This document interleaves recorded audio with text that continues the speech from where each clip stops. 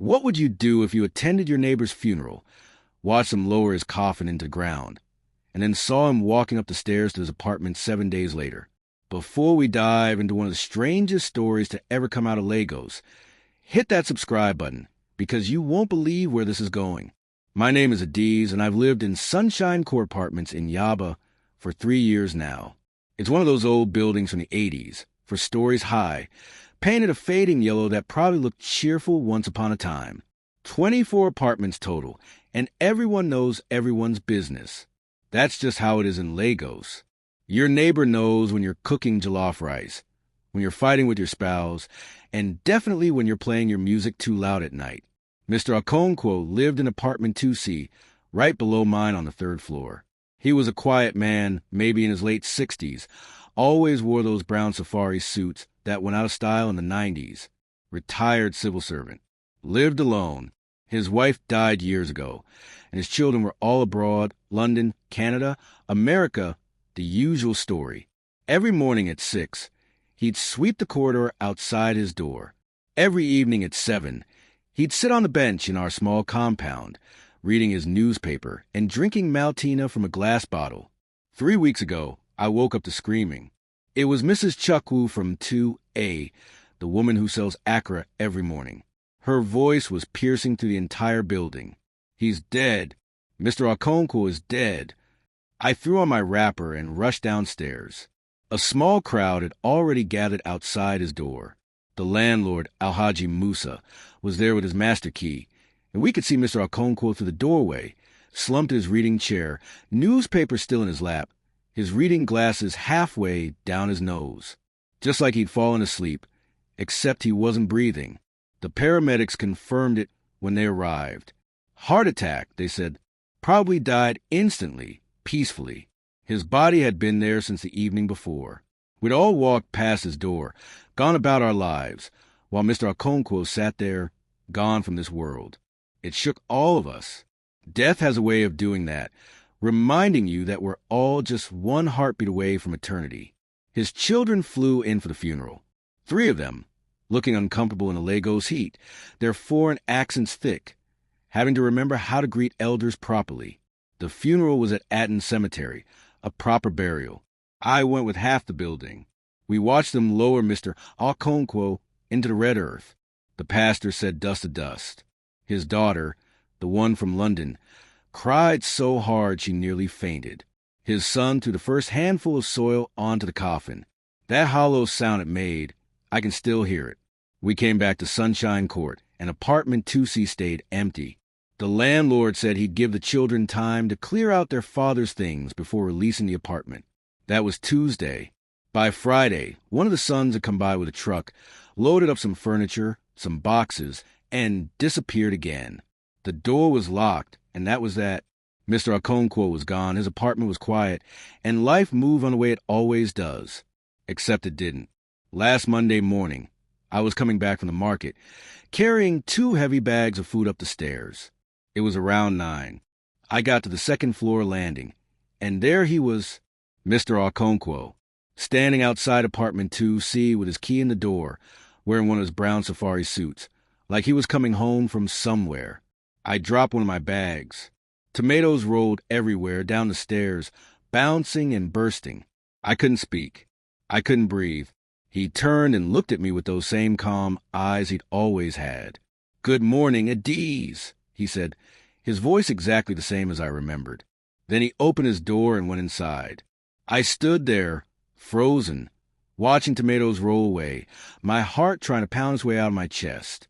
I must have stood there for 5 minutes before I could move. When I finally got my apartment, I locked the door and sat on my floor, shaking. I'd seen a ghost. I had to have seen a ghost. There was no other explanation.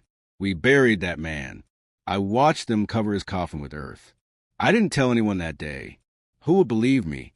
But that night, I heard footsteps below me, the familiar creak of Mr. Okonkwo's floorboards. The same pattern he used to make, walking from his sitting room to his kitchen to bedroom. I pressed my ear to the floor and listened. Someone was definitely down there. The next morning, I woke up early and waited by my window, which overlooks the compound. At exactly 6, Mr. Okonkwo's door opened, and he came out with his broom, just like he used to do, and swept the corridor outside his apartment. Same methodical strokes, left to right, gathering the dust into a neat pile. I watched him dump in the bin and go back inside. I had to tell someone. I went to Mrs. Chukwu's door and knocked. When she opened it, I could smell akra frying. "Mrs. Chukwu," I said, my voice shaking, "have you seen Mr. Okonkwo?" She looked at me like I'd lost my mind. "What kind of question is that? We buried him 2 weeks ago. Are you okay?" I told her to come to my window, to look down at 2C. His door was just open. He swept the corridor. She wiped her hands on her apron and followed me, more out of concern for my sanity than anything else. We stood at my window for 20 minutes. Nothing happened. His door stayed closed. "You're stressed," Mrs. Chukwu said, patting my shoulder. "These things happen. Death affects people in different ways. Maybe you should rest." I wanted to argue, but what could I say? But then that evening, everything changed. It was around 7, getting dark. I heard voices in the compound, raised voices. I looked out my window and saw a crowd gathering. At least 10 people, all staring at the bench where Mr. Okonkwo used to sit every evening. Because there he was, sitting on that bench, reading his newspaper, drinking Maltina from a glass bottle, exactly like he'd done every single day before he died. Everyone was frozen, staring. Mr. Ibrahim from 3B was standing there with his mouth open. The Adeeze twins from the first floor were holding each other. Mrs. Chukwu had her hand over her mouth, and Mr. Okonkwo just sat there, calmly reading, like nothing was unusual, like he hadn't been dead and buried for 2 weeks. Finally, Alhaji Musa, our landlord, stepped forward. "Mr. Okonkwo?" His voice cracked. Mr. Okonkwo looked up from his paper and smiled that polite smile of his. "Good evening, Alhaji. How's the family?" His voice was normal, warm, the same voice he'd always had. Alhaji took another step closer. "But we buried you. We attended your funeral." Mr. Okonkwo folded his newspaper carefully and set it on his lap. "Yes," he said simply. "You did." The silence that followed was deafening. Someone in the crowd made a sound like a whimper. "So what are you?" Mrs. Chukwu finally asked, her voice barely above a whisper. "Are you a ghost? A spirit? What do you want from us?" Mr. Okonkwo took a sip of his Maltina and looked at all of us gathered there. "I don't want anything," he said. "I'm just here. This is my home. I lived here for 15 years. Where else would I go?" Pastor Adaeze from 4A pushed to the front.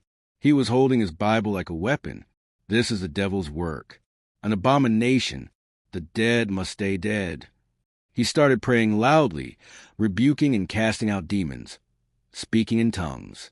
Mr. Okonkwo just sat there, waiting patiently for the pastor to finish.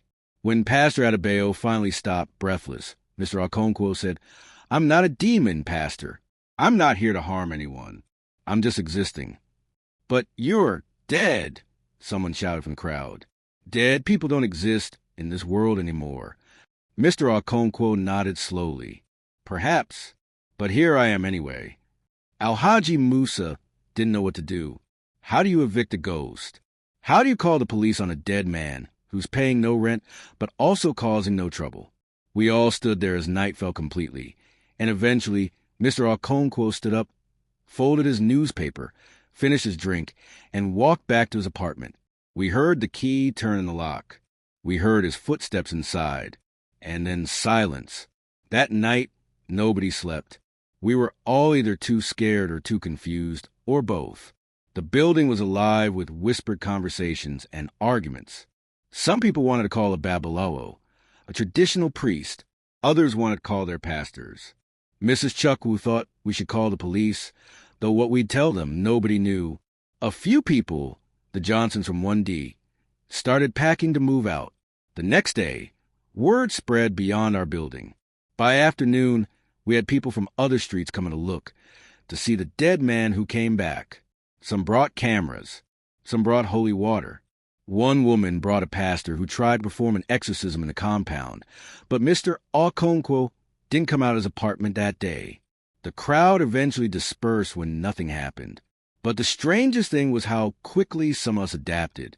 After the initial shock wore off, we realized that Mr. Okonkwo really wasn't doing anything harmful. He wasn't trying to hurt anyone or scare anyone. He just existed, following the same routine he'd followed when he was alive. Wake up, sweep his corridor, read his paper, drink his maltina, go to sleep.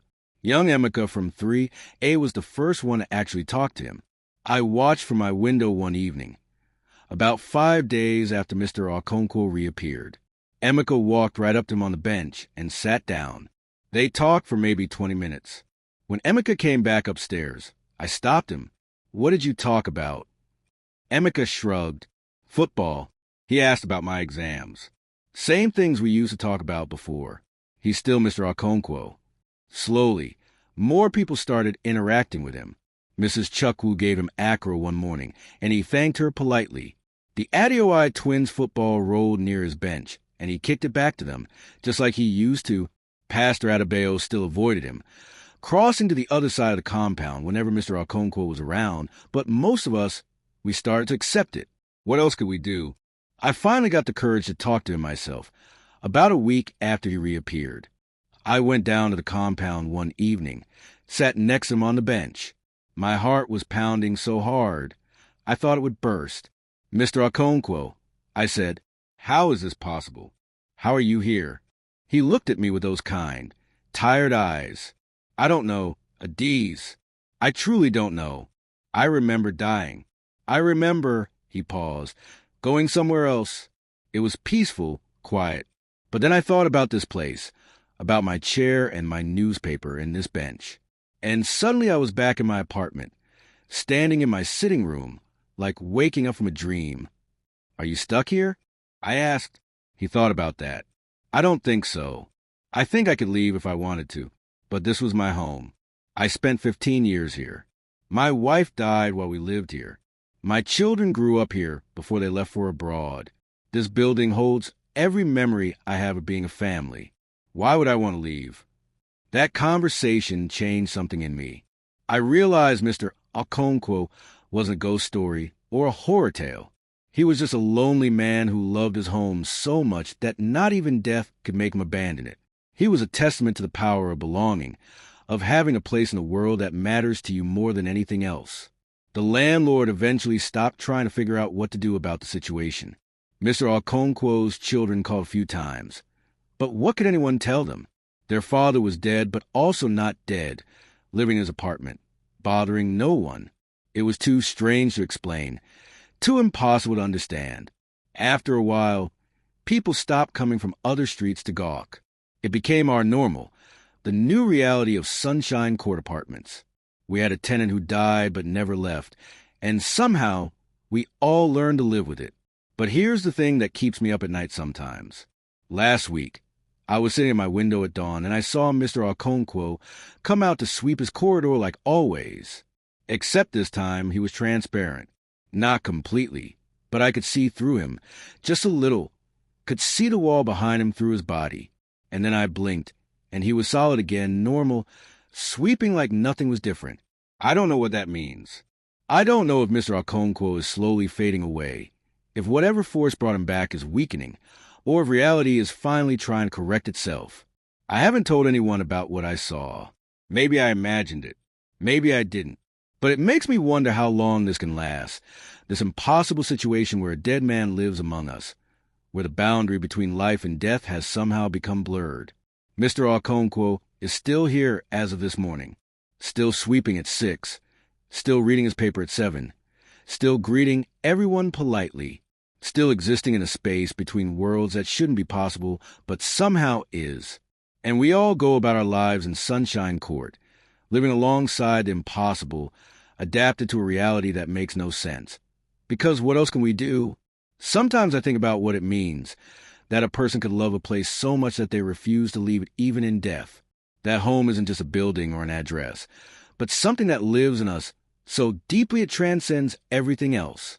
Mr. Okonkwo found his heaven in apartment 2C.